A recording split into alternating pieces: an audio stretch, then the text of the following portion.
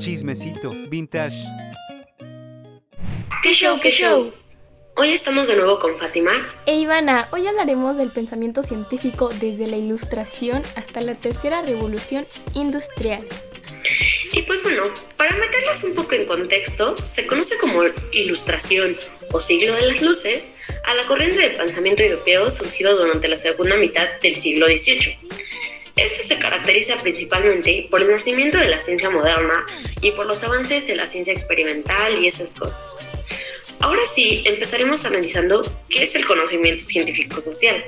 La verdad es que yo no he investigado mucho, pero Ivana, ¿tú conoces este conocimiento? Claro, este conocimiento abarca muchas cosas, pero en lo que principalmente se centra o se basa es en la imaginación, el razonamiento, la observación, la analización y el siempre estar pensando y sobrepensando las cosas. Entonces, el conocimiento científico social básicamente es analizar. Pero, pues, ¿de qué nos sirve esto? Pues mira, gracias a esto hemos podido sacar teorías, inventos, nombrar cosas, cuestionarnos cosas que tal vez antes no pensábamos o no cuestionábamos. El sobrepensar tanto ayudó a nombrar o a clasificar ciertas cosas, como te decía, y así con el paso del tiempo fuimos pensando y analizando muchas más cosas.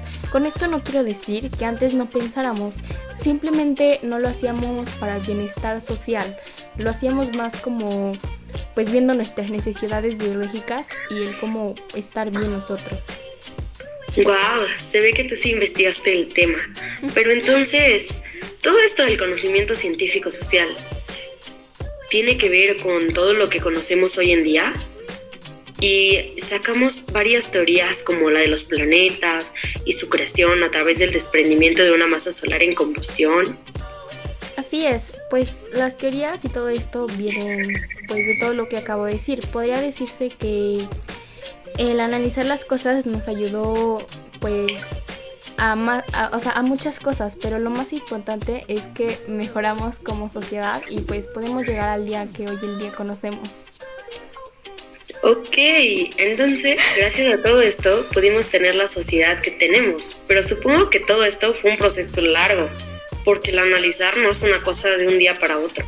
El pensar en cómo cambiar algo o mejorarlo debió ser muy tardado.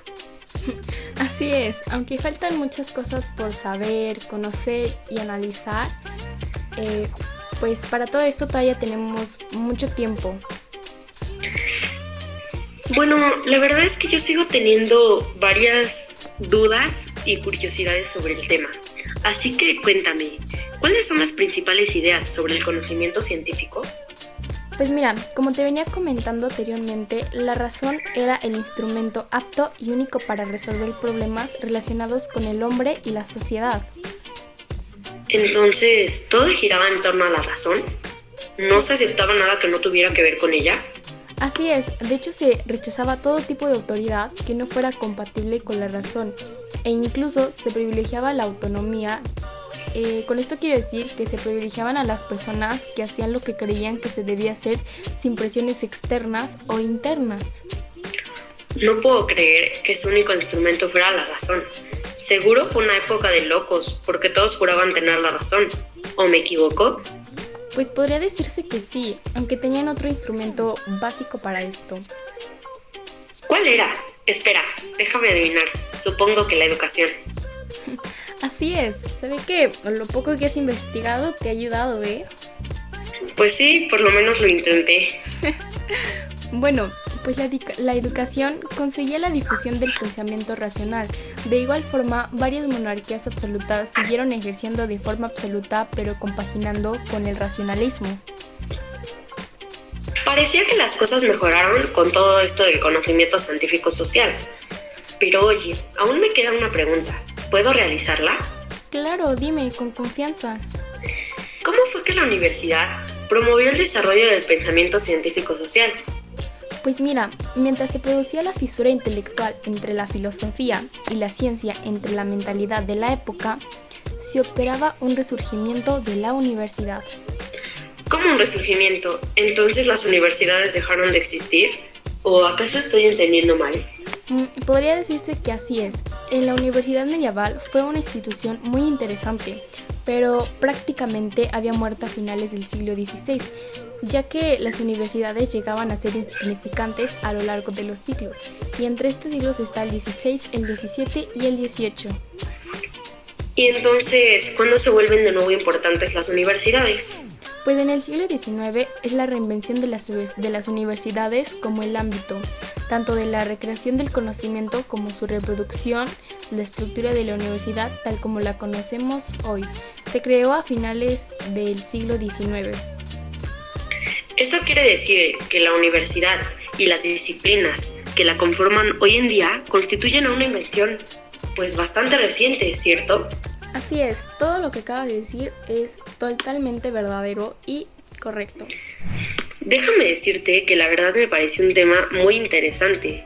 No fue difícil de comprender cuando lo explicaste tú, pero es impactante que el cómo se presenta la evolución de muchas cosas y el ver que se privaron de una sola idea, pasando a toda la sociedad de niña, ya que todo se centraba en la razón y la educación. Así es, todo en ese momento era solo la educación racionalista. Pero gracias a que dejamos de privilegiarnos de todo esto, pudimos cambiar y empezar a resurgir las universidades. Aunque al principio no se les veía sentido, hoy en día son muy importantes porque ayudan a mejorar toda esta parte del conocimiento. Vaya que sí, es realmente impresionante todo esto. Pero creo que ya es momento de ir terminando. Así que sin más que decir, fue un gusto estar aquí contigo y poder hablar de todo esto. Me gustaría que te quedaras más, pero gracias a ti también por venir. Fue un gusto que estuvieras aquí y gracias a todos por quedarse hasta el final. Espero que con esto también haya sido de su agrado. Ahora sí, vámonos. ¿Y a dónde? ALB. Fátima. Amar la vida. Esto fue Chismecito Vintage. Gracias por estar con nosotras.